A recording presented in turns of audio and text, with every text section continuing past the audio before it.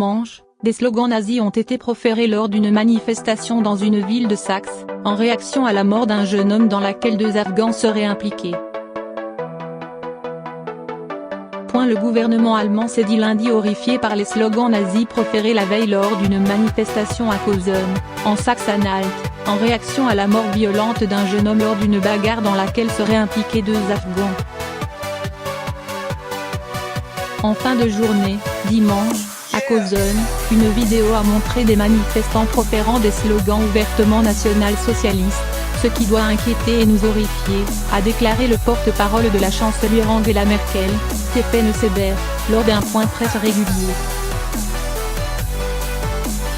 La victime serait morte d'une maladie du cœur, pas des coups reçus.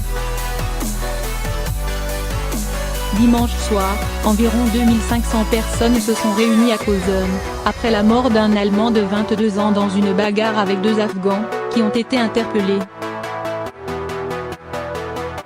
Selon les premiers éléments de l'enquête, la victime, atteinte d'une maladie du cœur, serait décédée d'un arrêt cardiaque, et non des coups reçus.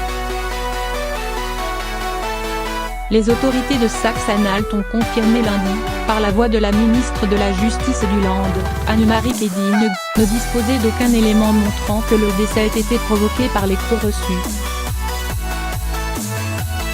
Elle a précisé qu'un des 2 Afghans était visé, depuis le 6 septembre, par un arrêté d'expulsion. Des appels au retour du national-socialisme. Dans une atmosphère souvent tendue, les participants avaient la veille crié « Résistance ! Résistance !» pour dénoncer les demandeurs d'asile, responsables à leurs yeux d'une hausse de la criminalité. Certains ont aussi lancé national-socialisme, maintenant, entraînant l'ouverture d'une enquête. Un nouveau rassemblement doit se tenir lundi soir à Kösen. Les craintes de violence sont particulièrement élevées du côté des autorités locales car le frère de la victime est un sympathisant néo-nazi. Les autorités du Land ont appelé au calme. L'extrême droite est en plein essor dans les sondages. Ce drame est intervenu 2 semaines après la mort d'un Allemand de 35 ans dans une autre ville d'Aix-Ardiaï, Chemnitz, en Saxe. Un meurtre que la police soupçonne plusieurs demandeurs d'asile irakiens et syriens d'avoir commis. L'extrême droite allemande, en plein essor dans les sondages, s'est déjà saisie de cet homicide pour organiser plusieurs manifestations dans la ville. Cette mobilisation, marquée par des violences, a relancé le débat sur l'immigration et provoqué une nouvelle crise gouvernementale.